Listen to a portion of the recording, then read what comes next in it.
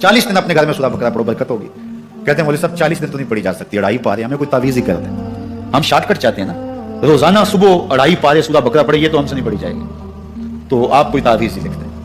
कारोबार में बरकत नहीं, मैं कहता हूँ पढ़ो ना सूरह वाक़िया, 3 रुकू हैं, बरकत होगी। हम कहते हैं हमें तावीज़ मिलना चाहिए, बस वो हम गले में रख लें, बटुए में रख लें, पर्स में रख लें और हमारा काम हो जाए, हमें कुछ भी ना पढ़ना पड़े, हमें वुज़ू तक ना करना पड़े, नमाज ना पढ़नी पड़े और बरकत हो जाए। ऐसे बरकत तो नहीं आती। ये करीम अलैहिस्सलाम ने फरमाया जिस घर में सूरत बकरा पढ़ी जाए ना, फरमाया जिन क्या वहां से तो शैतान भी भाग जाता है। सूरह बकरा घरों में पढ़े, ये सबसे बड़ा तावीज़ है। अगर घर में जिन्नात हो, कोई आसेब हो, और ये वो वाला तावीज़ है जो मदीने वाले रसूल ने अता किया। अपने घरों को कब्रिस्तान न बनाओ, सूरतुल बकरा की घरों में तिलावत किया करो। फरमाया ये वो बाबरकत सूरत है कि अगर किसी घर में इसकी तिलावत की जाए, उस घर के अंदर शैतान नहीं आता। और खुद नबी करीम सल्लल्लाहु अलैहि वसल्लम फरमाया कि ये जो सूरत है, ये बातिलीन इसके सामने ठहरते नहीं है। तो पूछा गया कि बातिलीन से क्या मुराद है? फरमाया जादूगर, मतलब कि जिस घर में ये सूरत तिलावत की जाएगी वहाँ जादू, टोना, आसेब, जिन्नात नहीं ठहरते। वाह, अजीब अल्लाह ने इस सूरत के अंदर एक ताकत रखी है कि हुजूर सल्लल्लाहु अलैहि वसल्लम ने इरशाद फरमाया, जो शख्स रात को सोते वक्त सूरह बकरा की आखिरी आयतें पढ़ ले, वो उसके लिए काफी होंगी। नबी करीम सल्लल्लाहु अलैहि वसल्लम ने इरशाद फरमाया, जिसने रात को सूरह बकरा की आखिरी 2 आयतें पढ़ी वो उसको काफ़ी हो जाएंगी।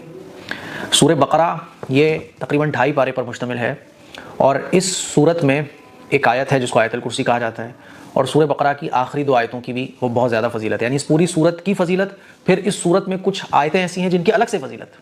तो आप सोचिए कि ये सूरत कितनी फजीलत वाली होगी। तो हुजूर ने इरशाद फरमाया कि सूरह बकरा की आखिरी 2 आयतें पढ़े जो शख्स रात को, तो वो उसको काफ़ी हो जाएंगी।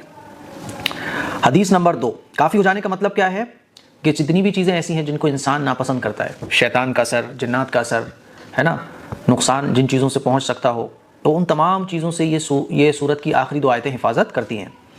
हज़रत अबू हुरैरा रज़ी अल्लाह तआला अन्हु से रिवायत है कि रसूलुल्लाह सल्लल्लाहु अलैहि वसल्लम ने इरशाद फरमाया, तुम अपने घरों को कब्रिस्तान मत बनाओ, बेशक शैतान उस घर से भाग जाता है जिसमें सूरह बकरा पढ़ी जाती है। तो सूरह बकरा जिस घर में पढ़ी जाती है वहाँ से शैतान भाग जाता है। आपको लग रहा है कि आपके घर में कोई शैतान या जिन्नात का साया है, तो सूरह बकरा की तिलावत करो। सूरह बकरा पढ़ने से शैतान घर से भाग जाता है। इसी तरह से हज़रत अबू उमामा रज़ी अल्लाह तआला अन्हु से रिवायत है कि रसूलुल्लाह सल्लल्लाहु अलैहि वसल्लम ने इरशाद फरमाया, सूरह बकरा पढ़ा करो क्योंकि इसका पढ़ना बाइस बरकत है। इस सूरत को पढ़ने से बरकत आती है, और ना पढ़ना बाइस हसरत है। यानी ना पढ़ने से, कोई अगर ना पढ़े सूरत को, तो वो अफसोस के लायक है कि इतनी इंपॉर्टेंट सूरत उसके पास है, वो पढ़ सकता है, कुरान मजीद मौजूद है, फिर भी नहीं पढ़ रहा है। तो अल्लाह के नबी ने इरशाद फरमाया बाइस हसरत है। जादूगर इसके तोड़ की ताकत नहीं रखते। यानी जादूगर जो है ना, इस सूरत के तोड़ की ताकत ही नहीं रखते हैं। जो शख्स इस सूरत को पढ़ेगा तो जादूगरों का जादू उस पर असर ही नहीं करेगा।